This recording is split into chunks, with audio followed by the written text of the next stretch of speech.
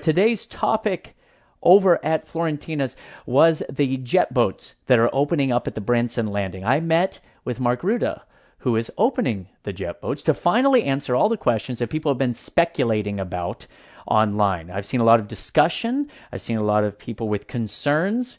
And so I went through, I made a list of these and tried to present them to Mark during the conversation. We had a great talk. Okay, it was a lot of fun. It was interesting. It's about 15 minutes long, give or take a couple minutes here. So I hope you watch the whole thing to alleviate some of the concerns you have and to show you that Mark is truly trying to work with everybody here in Branson to have another great, innovative attraction. Now, after the interview, stay tuned. I'm going to give you a little bit of information that we talked about afterwards, just to explain a few more of the things that we were talking about on camera, because we ended up having lunch there at Florentina's and discussing a lot of topics about the future of Branson and so on. So please stay tuned after the interview. But right now, not going to waste any time. Let's head over to Florentina's.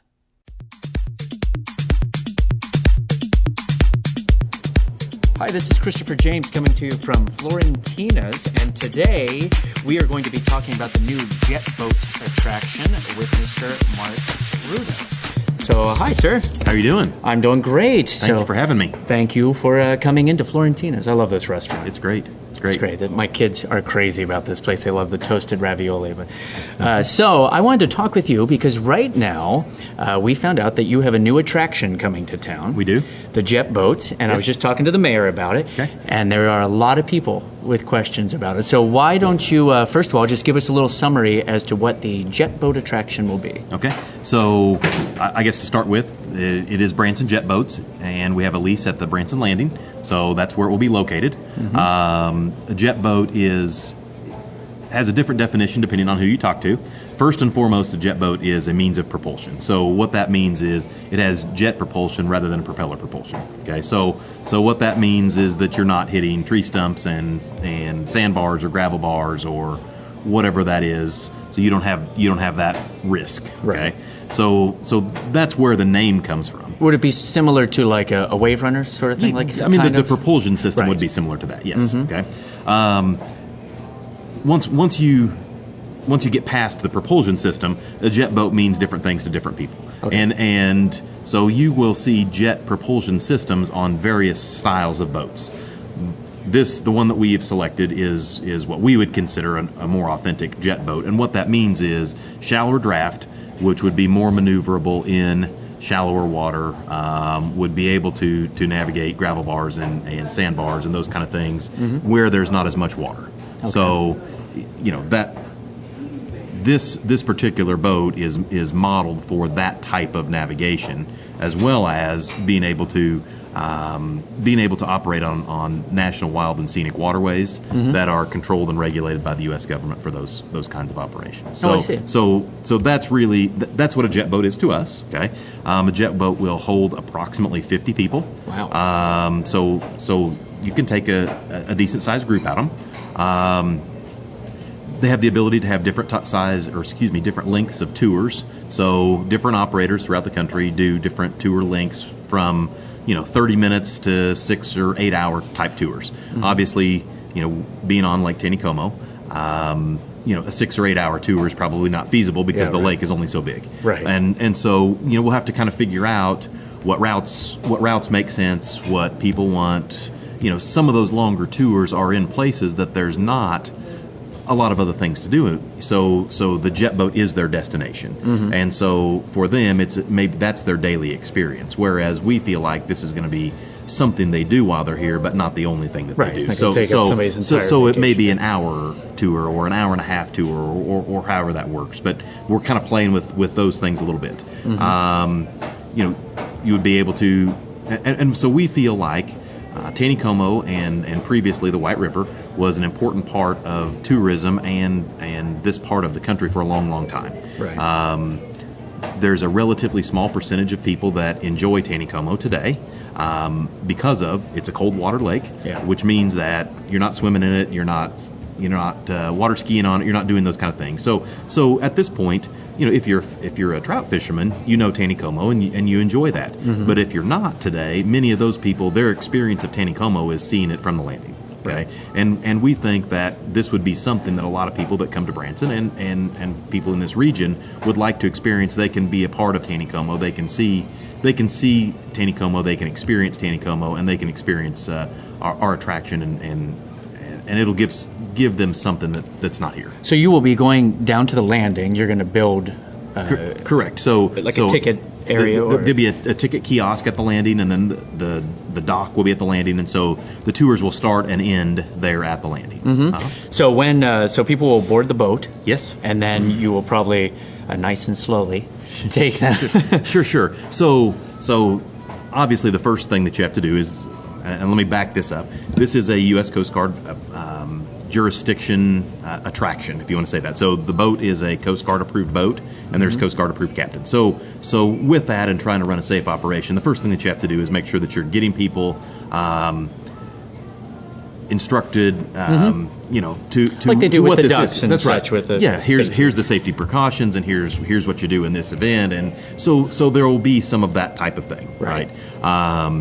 As far as exactly what the tour is and where you go, that not all those things have been fully decided, but there would likely be some portion of that will be a slower orientation type portion of the tour, and then we will get into some of the more exciting maneuverability of the boat. So but you're not going to be doing the I've watched a few of the videos because these are really popular. I've seen them in New Zealand. They're really big. Yes.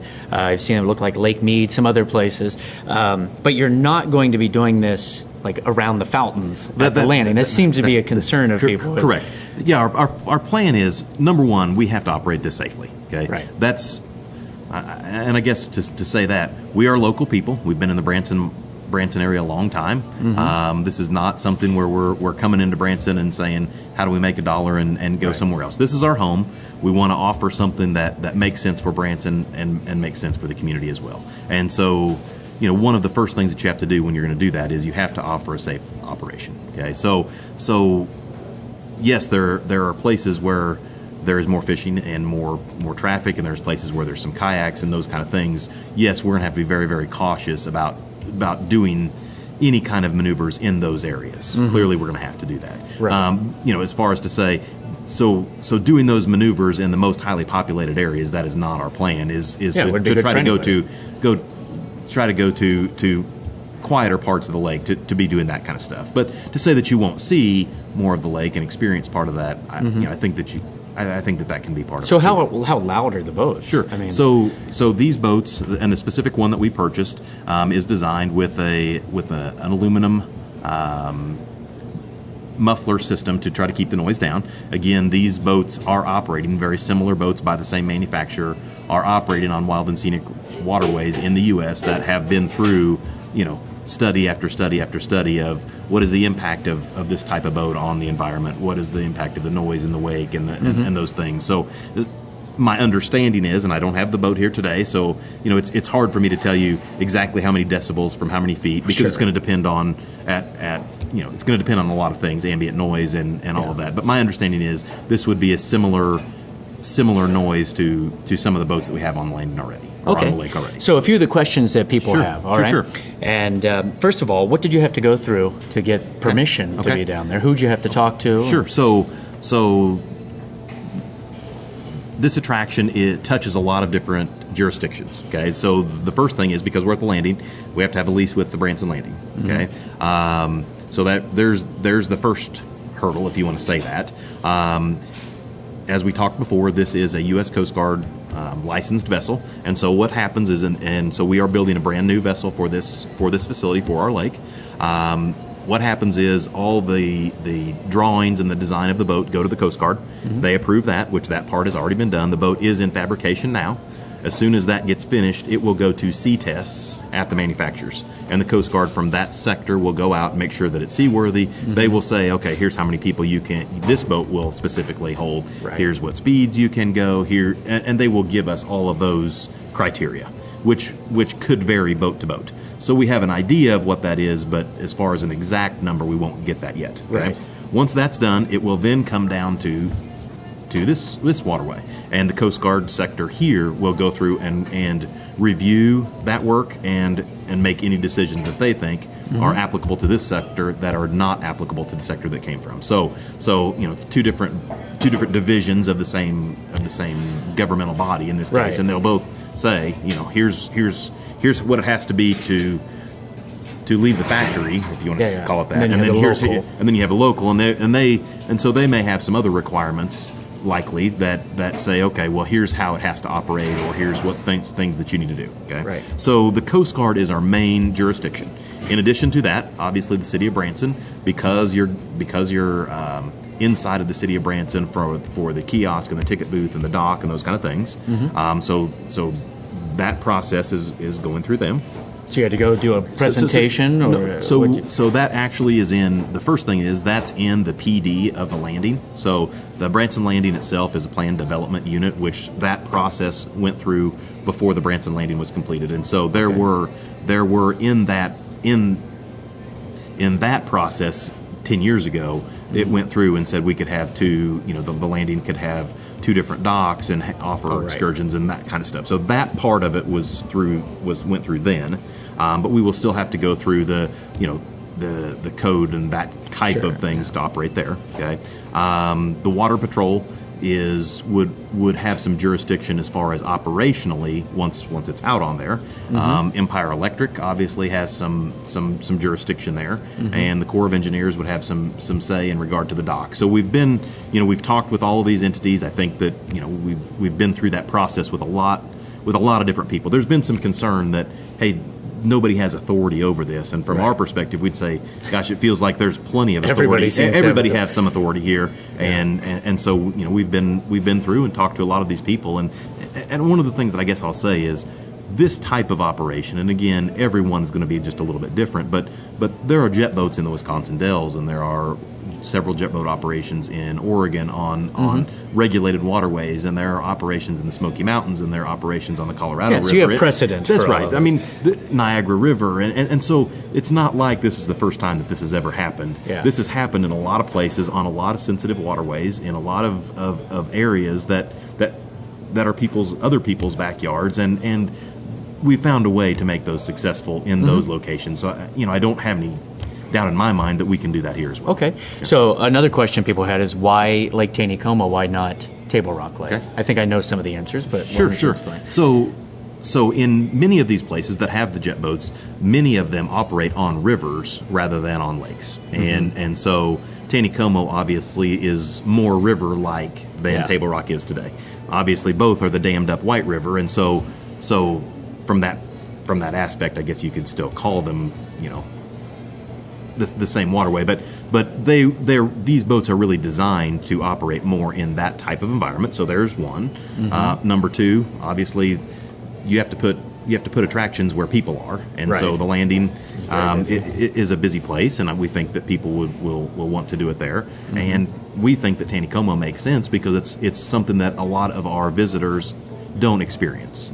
So for those reasons, that makes sense to me. That's why Taneycomo. All right. What about somebody was expressing? What about all the fishermen that are going to be out there? Are the boats going to be causing all this wake the whole time? So obviously, there's some concern with wake. Obviously, there will be some wake. There will be some noise. I'm not trying to say that this is not a canoe. I mean, so that comparison has been made, and I don't want it to try to tell you that that's what this is, but I don't think that the wake is going to be tremendously different than the boats that are already on Taneycomo. So I don't think that the wake is going to be, an objectionable thing that we can't work through. And I'm sure whoever your captains are, they're not going to want to be buzzing. Correct.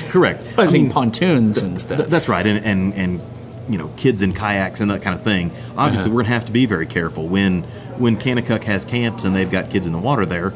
We're going to have to be very careful in that area. There's no doubt about it. But there's boat traffic that goes past that area now by non-certified Coast Guard captains, and we've made this work a long time. So again, I don't have any doubt that we can continue to make it. Have you ridden many of the jet boats? I've not ridden very many of them yet. I've ridden a couple, but it's an experience that a lot of people like, and so that's between my partner and I, we've been to several and seen Well, my kids are so excited about Good. it. And everybody that I've shown the video to Sure. is because I looked up video of Niagara, I think it was. Okay. And they are just crazy about it. Right. But they had the same concerns about, the fishermen down there, Sure. about what if your house was down, Sure. But they currently have boats going by, and you're saying this isn't like hugely loud. This is not. This is not a racing boat, I guess, Right. and maybe, so there's been these questions have come up, and my interpretation is some people have kind of twisted the answer a little bit to say, well, you're saying that this is a quiet, wake-free boat, and I'm not trying to say that. What I am trying to say is I don't think it's materially different than some of the activities that are currently going on the lake, and I think that we can operate this. And everybody else that I talked to, when I told them I was going to do this interview, Sure. they said, Mark and their family have a lot invested here. You're not going to come in, like you were saying. Sure.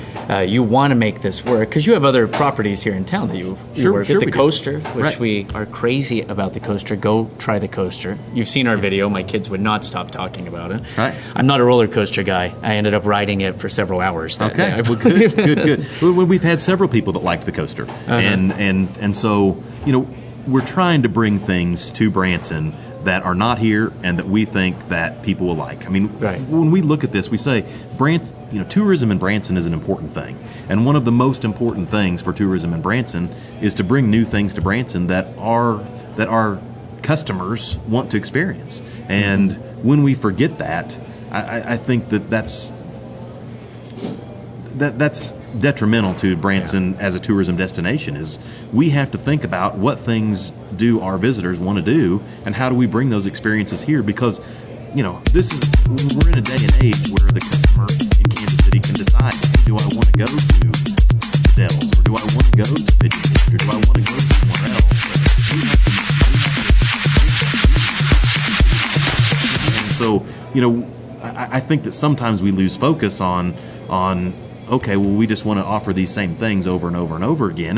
And obviously, Branson has been a successful tourism industry, and some of these same things have helped make it successful. So I'm not trying to say out with the old and in with the new. What I'm trying to say is that we have to continue to reinvent ourselves, Right. and continue to add things, to continue to make expand new and have experience. new things. That's and right. Not getting rid of the old stuff That's at right. all. That's right. And it seems like a lot of the things they try to do here in Branson, no matter what you try to do, you're going to have a few people that are very concerned. I remember I moved here 12 years ago. The landing was in development. Sure. And all I read was the controversy with you're ruining our campgrounds and things Right. like that. But it's a big area. There's plenty of campgrounds and stuff down there. Well, and the landing is a great example. If we really go back and think about how the landing came to be, one of the things that was very important to an awful lot of people in town was, how do we get a convention center? Right. And the landing was a mechanism to help make that possible. Okay. And if we really go back and look at it, the landing has definitely changed things in Branson, and I'm not trying to say that it hasn't, but I think that overall it's been a positive thing. We have a convention center, we have a nice upscale area, we have some nicer restaurants, we appeal to some more people, and so that's another good example of, there was concern about the landing, but I think that, today, looking back, a lot of those same people would say, well, I think that we're glad that the landing is here, rather than not here. Yeah, and I talk with a lot of the downtown businesses, and for the most part, they're always thankful that the landing's there because it attracts people down to that area. And we just need to keep, like you were saying, not get rid of the old stuff, but keep looking at new things out there. I mean, look at the expansion that the IMAX did with the laser IMAX thing, and we're always talking about that. So we love the IMAX theater. So go check it out there. But we're all kinds of new attractions, the new Ferris wheel, and so we just have to keep really adding things to attract, because now you're competing with people looking on the internet, and they can literally, like you were saying, go anywhere. They can fly to Vegas just easily as they can come to Branson. That's right. And so we just have to continue to provide a great experience for people that come to Branson, and continue to give them a reason to come back. Yeah. Speaking of a great experience, look at this. Hey. Our friends here at Florentina's, Tom over there, brought us nachos. You got to come in and check this out. You really do. This is one of our favorite. We're going to enjoy those in a few minutes there. Real quick, though, let's just sum it up for the people. When do you plan to open? Sure. So our goal is to be open early summer 2017. Okay. Again, there's some more regulation to go through prior to that time. So I can't tell you just exactly how long that process is going to take. But again, once the boat gets here, there will be a process of going through that with the Coast Guard and going through both the seaworthiness of the boat, the regulations of the boat, the captains getting trained, all of those kinds of things before we would open to the public. Okay. How many boats do you plan to have? Well, to start with, we're just going to have one. Okay. Depending on how things, hopefully, if people like this, like we think that they're going to like it, then that could be something that we would look at in the future. But at this point, we just have one. Okay. Okay. So looking at summer coming up pretty soon. Yes. That's not too long. You got a lot of work to do. That's right. There's a lot of work going on. It's just a lot. With a boat, obviously the boat is the main thing in this endeavor, and you don't see it until it's here. Yeah. So. And where do you plan to have the kiosk down at the landing? So the kiosk will be located kind of in between Saltgrass and Joe's Crab Shack, right there on the promenade. So in the area where the playground, the parking garage, down there where the old rib place used to be, like in that little area there where the dock used to be.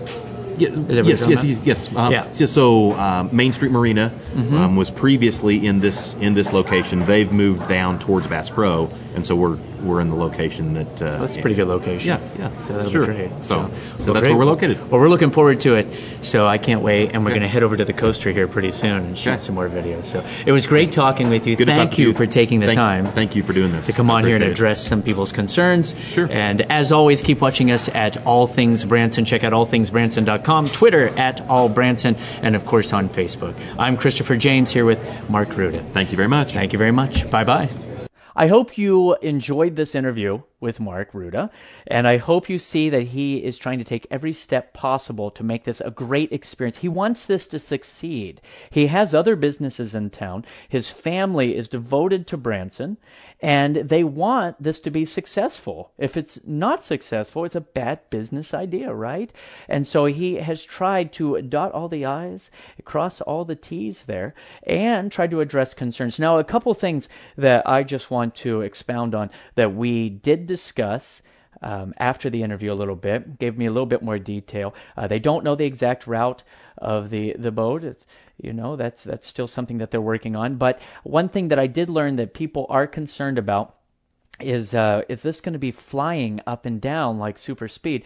And you have to realize that most of the tour is going to be to show Lake Taneycomo and to take people on a ride, not at high speeds, okay? When you hear the word jet boat, that's the kind of boat it is, and it doesn't mean that it's going to be going super speed the entire excursion, all right? There's going to be a portion of the excursion which will be away from the landing, away from people kayaking, away from people boating there. And so keep that in mind. Also, I thought it was a great point that Mark pointed out that a lot of the people that are going up and down on Taneycomo aren't licensed at all. And his captains have to pass strict Coast Guard regulations and licensing. Because I know we do a lot of kayaking because we live right here next to the lake. And we are all the time aggravated when we have the kids with people just flying up and down, ignoring the no-wake signs. And there's no regulation, it seems, of these people. At least the captains in this new attraction will have to meet these Coast Guard regulations and be certified and trained. Okay, so keep that in mind. So it's not an excursion that is going super fast up and down the Lake Taneycomo constantly. I guess that's the big point. So I hope you will take a minute to subscribe, but please do me a favor. Check out bransontalk.com. You can see that we have listed over 215 interviews with different people around town, including political, business. We talked with the Chamber of Commerce, also entertainers, and all sorts of people from around town. Support that. We do not charge for our interviews. We just want your support. We really just want to bring the best of Branson to you. So be kind to one another. Please support us and say hi at All Things Branson on our Facebook. On Twitter, tag us at All Branson. And share your photos. Our Instagram is exploding. I'm Christopher James. Have a great day. Be nice to each other. Bye-bye.